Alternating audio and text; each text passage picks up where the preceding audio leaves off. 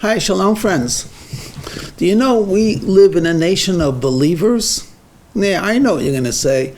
You've always met people, I don't believe in organized religion. And then you'll have people that's fashionable to say, I don't believe in anything. Yeah.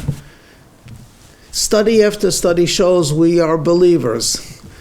I just looked, you could check it on your Google, Dr. Google. Over 50% of Americans believe in ghosts or spirits. And over 75% of the population actually believe in the paranormal. That includes ESP and astrology, haunted houses. I mean, just take a look at the most popular holiday.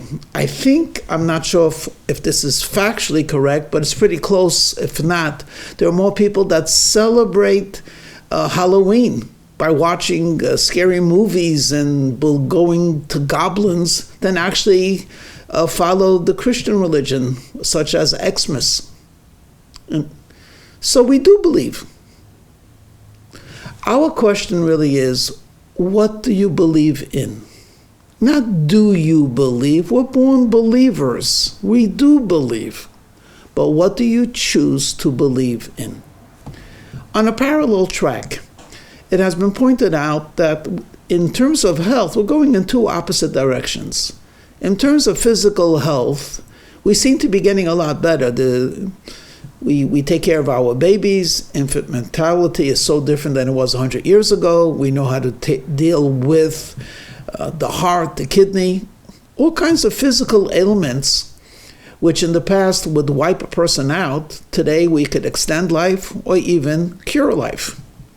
But when we look at the mental condition, from year to year, more and more people need intervention or require intervention, in the sense of they have more anxiety and more stress and more issues, and we wonder. I mean, it's things in terms of the physical environment. We live in a more peaceful society, most of us in our neighborhood, than ever before. We have access to all kinds of wonderful, wonderful things, every pleasure imaginable. Why are we going backwards when it comes to the mind or to the emotion? And I want to suggest that these two facts, fact number one, that we do believe in the paranormal more than you would imagine, and at the same, another fact that mental health is an expanding field. There are people they actually intersect.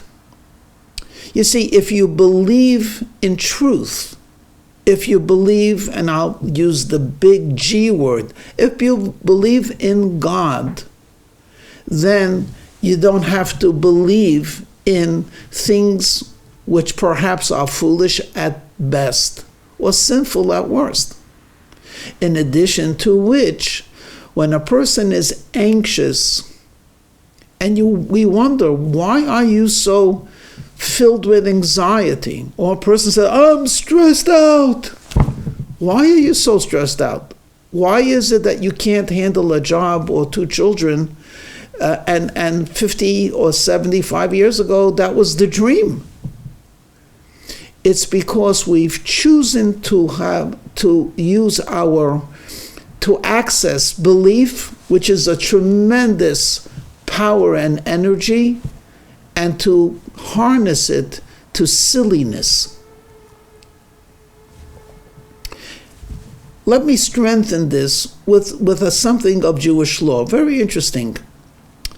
In today's Torah portion, in the book of Leviticus, we are taught that for one Jew to give a loan to a fellow Jew is an act of great virtue.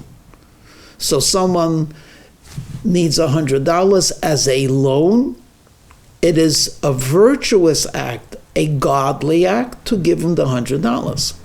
If you say to this person, I will give you the $100 and I want you to pay me back $105, you have committed a grave sin. You've taken interest. And the fellow who needs the loan would happily pay you that extra $5 because he needs the $100 now. Yet, taking a loan with interest is a sin for both the one requesting and the one that's giving. And our question is, why is it not considered business? What's so terrible? Why does the Almighty God forbid one Jew to lend another Jew money if he's going to get back a couple of bucks? What's so terrible? And amongst the many learned answers, there's one from the Clay Yarker. And he says as follows: anytime a person is involved in business, there's a lack of certainty. Will I have the merchandise? Will the customer come into my store?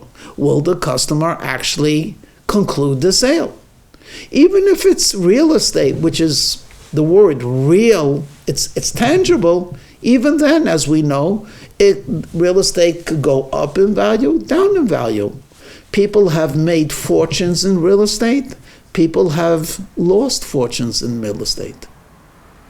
So when any time a person does an act of commerce and business, though he uses his mind in the terms of business sense, he needs faith. He turns upwards and he says, Almighty God, please, it's a prayer, my investment, may it be profitable.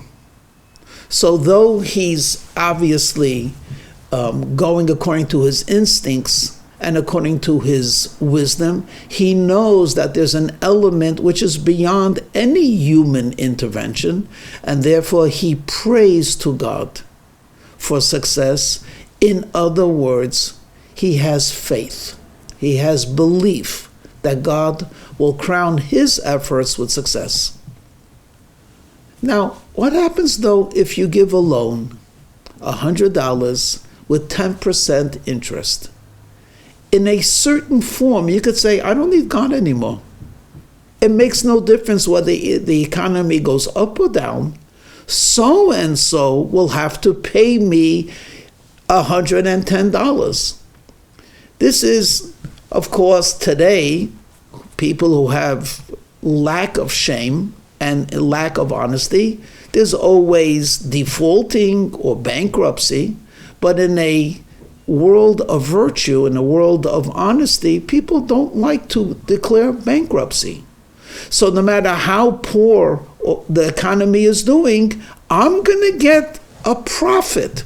All of my friends are losing, but not me, because I have fixed interest. If you extended this to a people, what would happen is we would have a people that would forget the truth, that it is the blessing of God that makes a person successful, and one must believe and pray that he be successful. So the Almighty God says, I don't want you to do a mitzvah of giving a loan, to do a virtuous act of giving a loan, and by doing so, you'll actually distance yourself from me by taking interest. No. I wouldn't say this solution, I will say a partial solution and certainly a helpful solution for all issues of mental instability, whether it's talk therapy, medicine, whatever it might be, a healthy dose of trusting in God, believing in God, knowing that God is here in your struggle, knowing that God is in your life, celebrating your success, in a sense, sorrowing in your despair, that in itself will bring a remedy or a healing to the human spirit. Let's hope and pray. We have had our faith in God tested many times in the 3,300 years since the Torah was given. Our faith in God remains as strong, if not stronger than ever before. And that faith will bring the ultimate blessing of the coming of the Mashiach. He hasn't come yet. That doesn't mean he won't come. I believe with perfect faith that the Mashiach could come today. In fact, will come today. And that faith itself will accelerate his process of revelation. Shalom.